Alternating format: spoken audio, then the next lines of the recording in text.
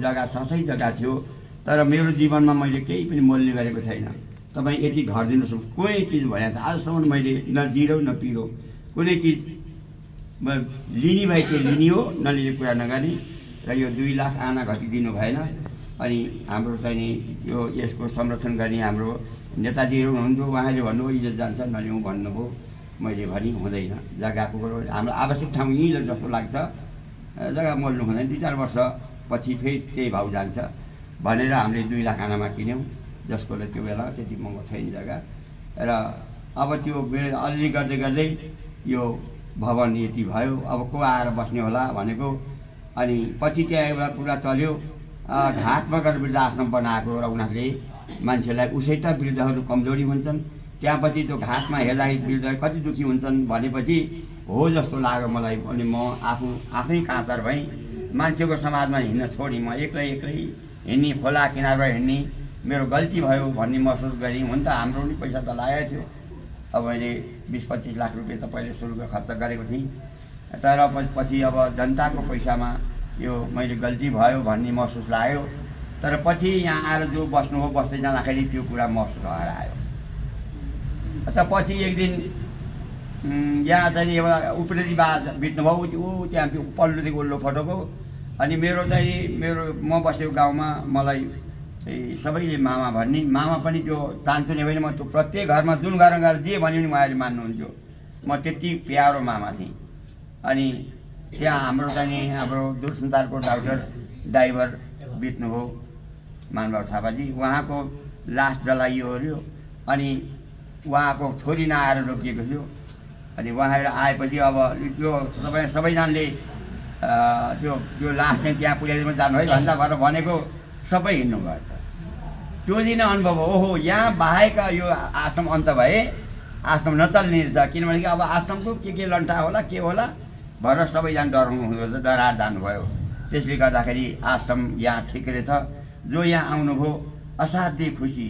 तर कति चाहिँ बिहानी मान्छे यहाँ बिसो हुने, त्यो धेरै मानसिकहरू पनि यहाँ बिसो हुने, त्यो के भगवान्को कृपा भएको हो।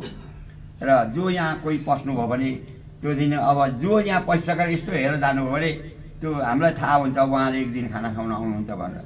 त्यति मान्छेको भावना सप्रेर गइरहेको छ। र आज यहाँहरू आइरहँदाखेरि त कस्तो आज ठुलो पर्व भयो। यहाँकी जमुनाजी आज चाहिँ नि पुण्यमाता रोशमती हाँसिरहनु भएको छ, गोरखनाथको वन हाँसिरहेको छ। किनभनेदेखि वृद्ध आश्रमको वृद्ध सेवामा त्यहाँ पछि पनि यो दुध पाकको चाहिँ यो रसादी मध्येमा दुध पाकको चाहिँ चिज एक दिन 6 महिनामा एक दिन खायो भने 6 महिनालाई त्यो शक्ति मिल्ने भएको हुनाले त्यो त्यति मिष्टान्न चिज हो। प्रत्येक मानिसमा दुधमा त्यति शक्ति छ। अझ दुधका परिकारका सबै अझ हामी त अलि थोरै किलो भन्ठान्थ्यौँ। यहाँहरूले अहिले भन्दै लागेको सुने मैले हाम्रो उद्धवजीले यति किलो चाहिँ नि पनिर, यति घिउ, यस्ता कुरा गर्दाखेरि हामीले त अर्डर गर्दाखेरि अलिक थोरै गर्थ्यौँ। त्योभन्दा अब हामीलाई अर्डर दिनु न भने चाहिँ अलिक ठिक्क अर्डर गर्थ्यौँ। यहाँ जुन किसिमको आज यहाँले त्यो किसिमको भोजन गराउनु भयो, तर आजको मात्रै भोजन होइन, मैले विचार गरेँ अब यो 1 महिनाको भोजन यहाँबाट अवश्य हुन्छ जस्तो अनुभव लाग्दैछ। पहिले धेरै चामलहरू आउँथ्यो। अनि चामल जो आयो 10 बोरा खसाल जानु, 10 बोरा चामल खसाल जाने।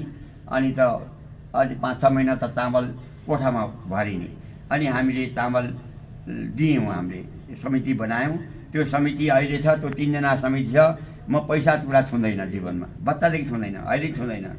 अनि मैले बाबुलाई जागिर खाँदाखेरि मैले एउटा कुरो भनेँ, त्यहाँ त्यो कुरा भनेको हुनाले बाबु अहिलेसम्म नसोधी कुनै काम गर्दैन। मैले एउटा कुरा भनेको थिएँ, पैसामा लोभ गर्नुहुन्न भनेर।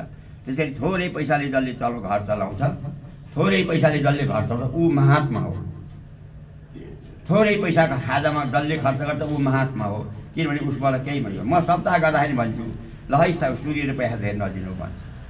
म सदा दिनको एकपल्ट जनाले भन्छु कि सप्ताहमा सूर्यले पैसा दिनु हुँदैन है। हामी त पैसा माग्ने त मागिहाल्छौँ नि हामी त। तर तपाईँहरू स्कुल तिर्न आँटे पैसा नतिर्नु, स्कुलै तिर्नुहोस्। अनि पसलमा तिर्न आँटे पसलमा तिर्नुहोस्, तर यहाँ थोरै दिनुहोस्।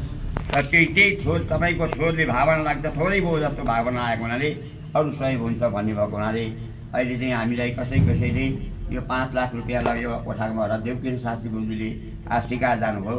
एउटा कोठामा जसले दुईतिरको ताम्रपत्र गरिदिनुहोस् र अब सक्नेहरूले त्यो 5 लाख हालिदिनुहुन्छ अब तपाईँको कोषमा भनेर भन्नुभयो।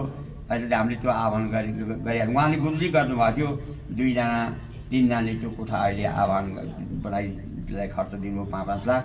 यस्तै कारण दम्मै जम्मा हुँदै हुँदै अहिले हामीले भर्खर पनि 2 रुपैयाँ जग्गा खरिद गऱ्यौँ। त्यो 2 रुपैयाँलाई 2 करोड पर्यो र यस्तो कुरामा अब 50 लाख लिने बाँकी थियो, त्यो पनि अब लगभग 50मा आधी भइसक्यो। यी पनौतीको हाम्रो मास्केजीले पनि 3 लाख दिन आउनुभएको रहेछ जग्गामा। तपाईँको यसरी दुईतिरको हामी ताम्रपत्र गर्छौँ भने ल 5 लाख राख्नु भनेर जानुभयो र अब त्यो 25 लाख फेरि अब 25 लाख मात्रै तिर्न बाँकी छ। त्यो अब सप्ताह गरेर तिर्नुपर्छ भन्ने आधार गरेर सप्ताहबाटै यो सुरु भएको हो र अहिले हामी चाहिँ नि चारो पनि जमिनको अब घेराबारा लगाउनलाई अब निवेदन गरेका छौँ। यसपालि पनि 10 लाख रुपियाँ प्रदेश सभाबाट थियो, यसपालि चाहिँ अब अलिक बेसी परे हुन्थ्यो भन्ने भावना छ। यहाँहरूको त्यहाँ काहीँ पुग्यो भने प्रदेशमा चाहिँ नि त्यो आह्वान गरिदियो भने अझ उहाँहरूले हाम्रो चाहिँ हामीले